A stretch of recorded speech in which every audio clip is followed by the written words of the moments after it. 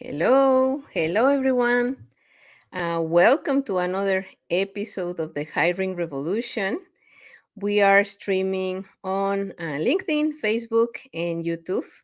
My name is Isca Gonzalez. I'm an international talent acquisition consultant and member of the LinkedIn Creator Program in Spanish.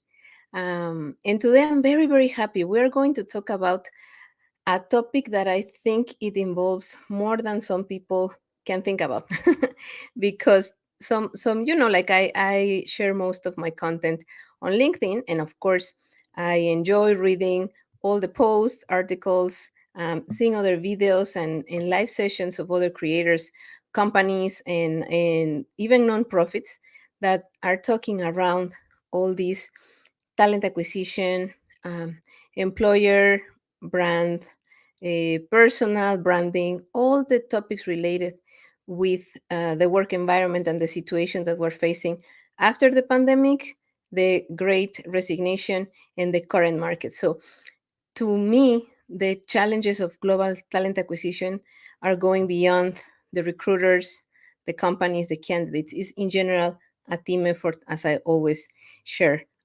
here at the Hiring Revolution. And today I have a very special guest. I would just like to share.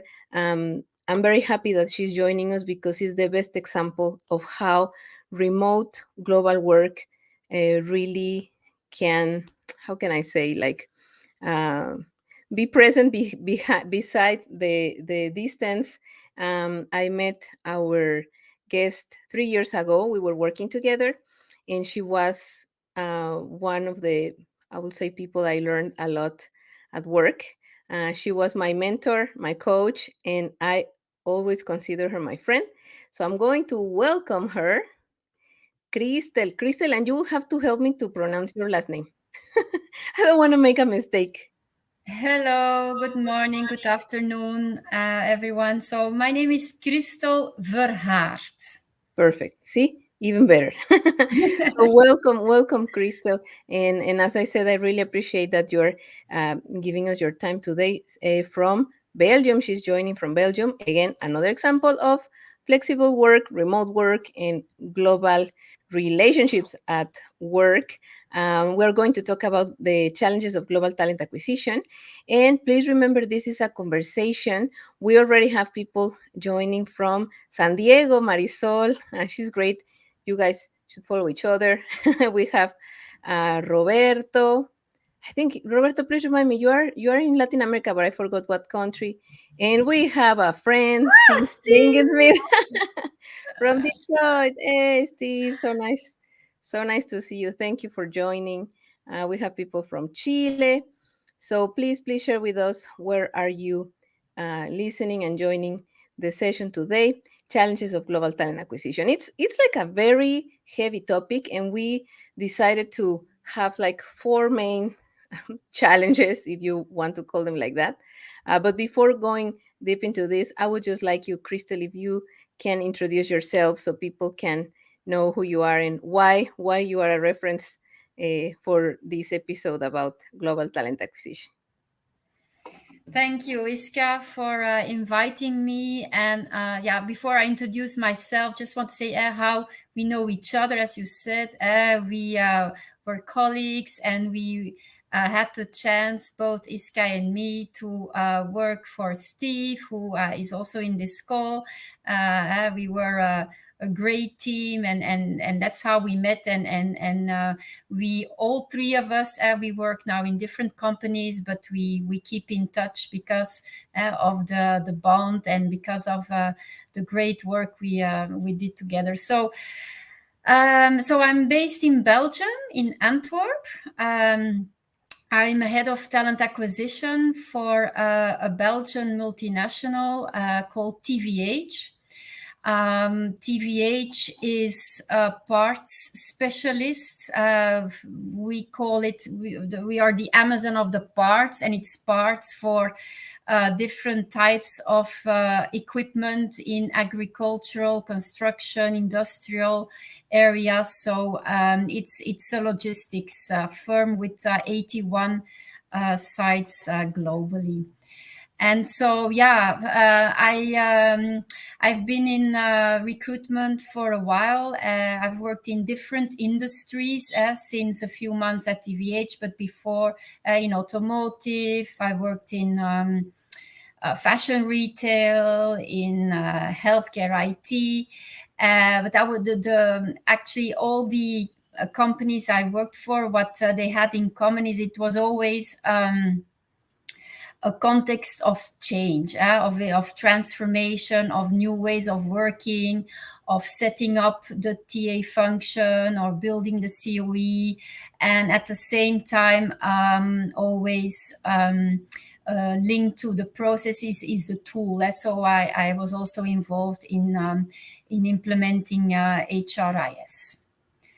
So Iska. Thanks a What's lot, your guys. first question? As you can see, and this is important because when we talk about talent acquisition, if you heard all the things Crystal said, it's not just us. It has to do with working with a company, working with a team. And just speaking of team, I just want to say we have friends that are joining. I already shared their names. Olivier, thank you. Maria Andrea.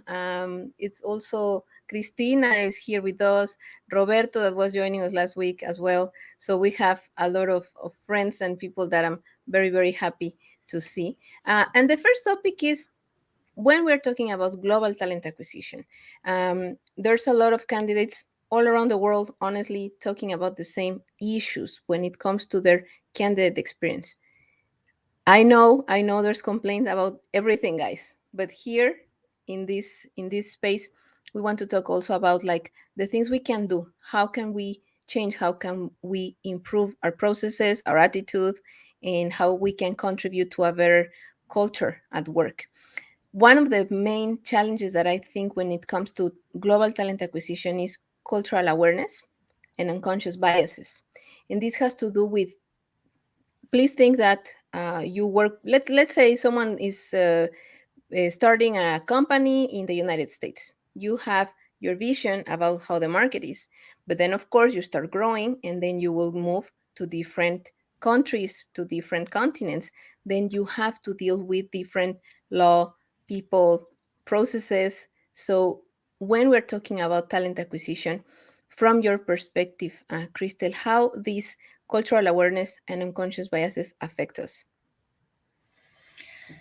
Okay, so when working for a global company or a company that is growing or a company that is faced with mergers, acquisitions, the cultural awareness is a challenge because often, what I see, people are used to working in silos within their department, within their region, and in global roles, candidates need to be aware of and hiring managers also need to be aware of the differences, and maybe also a longer process because you need to talk to more stakeholders being in a global role. At TVH, for example, I see also there are a lot of leadership roles based in Belgium, but then the assessments that are being done are specifically made for people in the Belgian location, and it doesn't always fit with, for instance, if we have a global role in another location. So this is a challenge for us. We are aware of that, and we are working on it, how to embrace a diversity and to be more open and to make sure we have a diverse leadership team. And as an employee, I think it's a great benefit to work for a global company because you're part of something bigger. It's a broader picture. It's not just you are doing something for a particular department. It's all you're part of.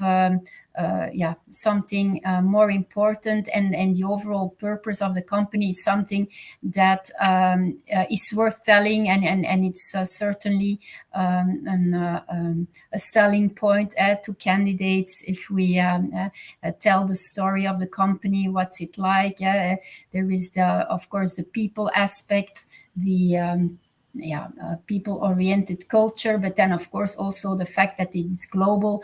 But indeed, like you say, Iska, the cultural awareness, it's something that you need to be aware of, be open-minded, and biases. We are all guilty of it from time to time, though. So as long as you are aware of it, I think it's really important to take that into account in the recruiting process. And I think it also has to do with the perception of the candidates. And I'm sharing this because sometimes on LinkedIn I see a lot of comments. And trust me, guys, I understand. I've been a candidate myself as well. But when we're talking about global companies, for example, think about this. If you have the headquarter in a different time zone, and you have people that is starting to get to know, for example, the country where you're living, then you have to understand that there might be a delay, let's say, when you apply for a role, when you receive the response, how many people is going to be involved in your process, your interviews, the feedback, if you can have some, because that also has to do with different processes, policies, regulations around the world. So these are the things that we have to be aware when we're talking about, like cultural differences and unconscious biases, because it always goes in both sides. Biases are something normal. We tend to have them, but I would say we can prevent them. It's just a lot, it has to do a lot with be aware of it. So that's why we are mentioning this at the beginning, because it has to do with the candidate experience, the employment journey itself. And talent acquisition is one of the areas that has been impacted, I would say, most, with not only the pandemic but also the great resignation that is starting to be like a global phenomenon. Like, people would like to do other things. There's like a high request and demand for recruiters, not only in technology but other areas. So we have to be aware of these type of things when we are part of a process. Don't be that rude with the recruiters. We are all part of different businesses and areas. Now, other thing that I think it's important to mention, Christel, and we were talking about this a few weeks ago when we had actually Olivier with us, and Maria was also with us. So we're saying like, okay, talent acquisition is one of the areas that has a lot of knowledge about the market. We are a main source for the company of what's happening out there. Now, the thing is, how do we share this with the business leaders? So, I would just like to hear your opinion or your perception about how, talent acquisition analytics, or how our main function is or not data driven so far. Yeah, for sure. It should be data driven, and we are not using the data enough. And the first challenge is most of the time to collect the data. And when we talked, Iska, you said, is it a matter of processes or is it a matter of tools? I think it's both. A good tool should support us in getting the right data on what is happening inside, let's say, the company, in terms of recruiting process, the funnel, the steps, in terms of speed and volume, how can we improve, where are bottlenecks, etc. We don't use that enough. So this is, I think, today at TVH, that's my top one priority. It's setting up the data, the reports, the analytics, and then that's the first step. And then of course is what do we do with it? How do we share it with the business? What is the story behind? And how do we improve the data accuracy? That's often another issue. Because at some point you have to automate, but I see many companies, a lot of these steps are still manually driven. Mhm. You know what I mean, Iska. Yeah, and in terms of market knowledge, I think there's also something to be said about we talk with a lot of candidates, we know what is happening out there, and so we have to use that data more. We have to show our expertise, and there are tools like talent insights that can bring some support in showing where the talent is or is not. But I see it's not everyone knows it exists, but yeah, we are not sharing the market data enough either. So there is the recruiting data. I think we should work on accuracy, work on automation, and work on how to share, and then the data from the market that is linked to recruiting. No, thank you for sharing that, because one of the things that I've been saying here since I started with all this content creation back in March is that talent acquisition is more than just, let's say, helping to fill the positions for a company. The moment when you identify yourself as a consultant is because you understand how the market is working and you can help the companies to make decisions. But it's definitely hard when you just mentioned it, and I've seen it, I experienced it myself. Even sometimes in big companies, you don't have like accurate data. There's a lot of still Excel tracking files, like depending on the country, when you want to have like global information about how the processes are. Basic things like time to fill, time to present candidates, sometimes it's so hard to gather because in some countries the system is not working exactly the same as in the headquarter. So all these things are important to consider as well, because few months ago, I think it was the talent acquisition head of Canva, she was saying that it's enough. She said something like, enough, please, talent acquisition needs to have a seat on the table.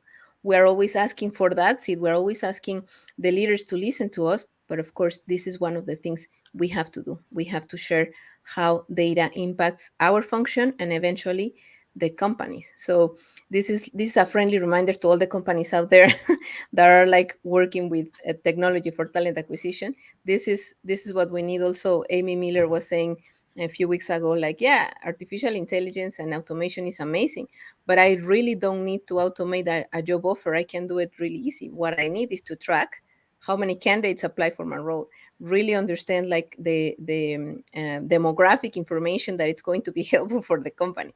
So there's still a lot of room for improvement in terms of how we manage data, but we're on that road. And I know there's a lot of recruiters that are really, really data driven, and I appreciate that. So that takes us to the next topic. And I'm moving quite fast because, of course, please remember, guys, when we have a global leader, we have to be very respectful all the time. Because you are a global leader, Christel. Now you have a big responsibility. So now we're going to talk about this topic, no, technology and artificial intelligence.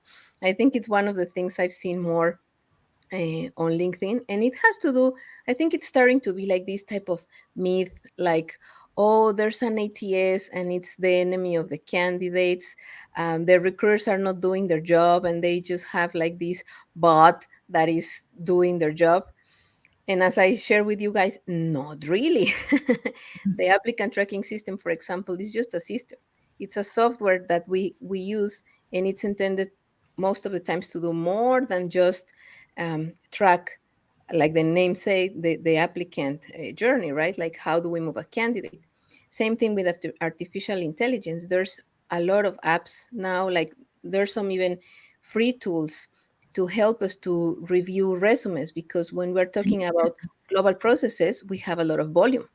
Sometimes depend there's companies that are very I would say generous, lucky, and visionary. They have a big talent acquisition team, or they have extra resources.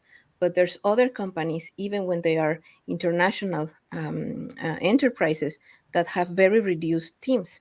So when you have a reduced team and then you have to manage a high volume, that's when ideally technology and artificial intelligence will be very handy, no? But it's not always that technology is going to be the solution. So I would like to hear this is your point of view. And as I always share, these are our point of views. We are not representing or sharing anything in the name of the companies. This is our experience as talent acquisition professionals. Yeah. I think we are fully aligned on how we see technology and AI. It's true. It can support. It can help us automate and with reduce team. We reduce teams. All these cool applications, tools that are on the market, not expensive. Even some of them are free, like you said, but it will not replace a tool will never replace the human touch. So if you're understaffed and you think that a tool will bring solution, it's not the case. But you have to have a strong team as well. Strong, I mean, in terms of capabilities, IT savvy, to be able to use these tools in a good way. I would definitely recommend see what makes sense for your company, for your region, and some of the tools are, yeah, I see a lot of tools coming out in the US. I think there are like a step upfront compared to the European market. I think just in terms of, for instance, finding private candidate details. This is something. It's all these tools that are available in the US. In Europe is just not allowed with the GDPR regulations to have tools like that. But yeah, I would say invest first in your team and then in the tools or in the technology. Yeah. Yeah, yeah, thank you. And I totally agree. Is invest in your team and your process, Yeah. because you can have the best technology, but if your process is super long and you're going slow, you're going to lose the candidates anyway, and you're going to be there fighting for talent. And we Mm. have a question for you, Christel. Gustavo, he's a friend of the hiring revolution. He follows our content every week, and he says, Christel, what do you think of talent acquisition in Mexico in terms of the level of professionalization, sorry, of the role? Oh, that's a question for you, Iska. I think, well, I want to be objective, but as a Mexican, I can say, I think it's something, Gustavo, that can be global. Honestly, it doesn't matter the country. As you could see, we have people that is watching this live session from Romania, from Colombia, from Chile. It has to do with the practices itself of, for example, the company where you have experience. In my case, I had the opportunity, for example, to work with European companies, with American companies. I've worked also with startups, and it's more about your decision as well as a recruiter to go a little beyond what you can learn, because you, like a professional, you can decide to stay with what you know, just do the basic things that the process requires. But then when it comes to stand out, and if you want to be part of, I will say, a global company or a global environment, you definitely need to be, I will say that's the word, more professional. You need to acquire more tools, develop your skills, get more resources, and that has to do with your decision to learn. And I've seen same thing because of this experience. I remember few examples of companies I was working for in the Latin American teams. Most of times, Gustavo, the Mexican teams or the Latin America teams came with interesting propositions to improve processes, to set certain practices. And I think that's why, in our case, for example, with Christel, that's how we started working. Like, she was Yeah. sharing with me the best practices from Europe, and I was sharing with her and the team the best practices from Latin America. So I think, honestly, more than just Mexico, as regions, if we start thinking about this global perspective and this global vision, each region has a lot of things to add when it comes to professionals, right? Yeah, and Iska, you know what I think what Mexico and the TA function, there is something to say about the shared service centers that are currently set up by different companies in Mexico. So there is a role to play by the Mexican TA teams to set an example and to have efficient shared service centers for the recruiting HR function. Yeah, yeah. Thank you for that. And if you see that Gustavo is also, I would say this applies to other functions. There's a lot of companies looking for IT talent in Mexico, for quality talent. So definitely standing out. Go Mexico, viva Mexico. And then we have a nice comment from Monica. Thank you, Monica. She says, I like what you say very much, Iska. You're now a leader, then you have big responsibilities. That's for sure. We have a lot of things to share. And the last topic we set as one of the challenges of global talent acquisition, and I put it in capital letters, is teamwork. Because if we make like this simple summary of what we said: cultural awareness, unconscious biases, data analytics, being data driven, technology, artificial intelligence, everything that we want to do as talent acquisition has to do with the impact of the team, the company, the leaders, the candidates, the recruiters, human resources, all the areas or staffing areas that are also supporting talent acquisition. This is a team effort. So talent acquisition in this case, and I think it's one of the things that I love more about our function, is that we are definitely a business partner because of what we mentioned: knowledge of the market, understanding of the business, the industry. So, in this case, one of the main challenges from this perspective is communication, flexibility, and remote work, because recruiters are one of the main functions since years ago that can work from home.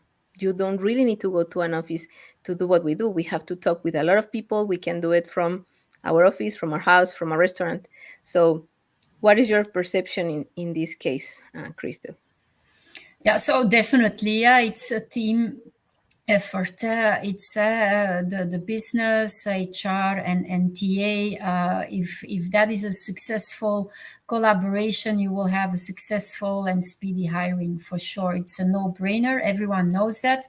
Um, in some organizations, what you might see is that if the TA function is new or is being set up, at that you are moving from a decentralized to a centralized organization model, then like you say, it's all about communication and about being able to support and build partnerships, even if it's in a remote way. But I think we need to also point out, Iska, that and when we're talking about centralized recruiting, remote work, and this is typically for the salaried positions. We are not talking about hourly and non-desk workers. That is something that probably will remain locally. In fact, it depends how your company is set up, but definitely. But one thing on the remote work, what I see is, I don't know how it is in currently in the US, but I see here on the traffic in Belgium, it's horrible. You know, it's like even worse than before COVID. So it seems like the remote working conditions are like vanished, and it's like all people are moving back to the office. I don't know. So I agree, yeah, our function, we can perfectly do our jobs from anywhere, but I see there is this tendency. You heard what Elon Musk said at Tesla. He wants his leadership team to be 40 hours a week in the office, and so there is this, and you see these two waves, like pro and con remote work. I don't know if I did, maybe that's another discussion, another topic, but that is something, yeah, I just wanted to share. Yeah, no, it's good to mention. In the US, I would say it's the price of gas. Yeah. Because of it, we want to work from home. I've been working from home since 2017. But I've seen, I think, if anything, something like hybrid policies, it's going to be a little bit more inclusive, like there's people who really need to have that social interaction, or some people really perform better when they are away from home. It's hard for them to separate this, but it's definitely something that we have to consider for our function, but also when we are talking about candidates, for example. This is what companies need to consider. Everything that we're saying is more than just, as I mentioned at the beginning, it's more complex than just, oh, this is the point of view of talent acquisition. Yeah, but we can be candidates as well. What are you offering? And of course, Steve says brilliant content and great to see you both. Hey, Steve, one day we should have a session, all of us together. But I think it will be more like a comedy show. So, but this is great because it's exactly what happens. That's teamwork, and I think, just to start closing the topic, when we talk about talent acquisition nowadays, is more than just what one party in the team has to do. It's the candidate's responsibility, the recruiter, the leaders, the business leaders. The more we work as a team, honestly, I think it's going to be a better experience for everyone. There's still like these articles and people still talking now about the war for talent. When we were working together, I felt the war for talent, and I think it's still the same. Like, there's so this like demand, like offer of, there's a lot of open positions, there's a lot of candidates, but then it has to do as well of a lot with flexibility, I think, from everyone. And Oliver says today companies now offering hybrid solutions are losing the talent battle. Totally agree. And as Olivier says, maybe Tesla will be the exception. We don't know. But even like the recruiters from Tesla, I think few days after this was mentioned in the news, they were already looking for jobs. Because it depends. I mean, it depends on the area. But definitely, I think the companies have to start to be a little bit more flexible. Partner more, please partner more with talent acquisition and with other business areas. This is a team effort. So I don't know if you guys have any other question. Christel, so far, you would like to add something to these very interesting topics and comments as well from the audience.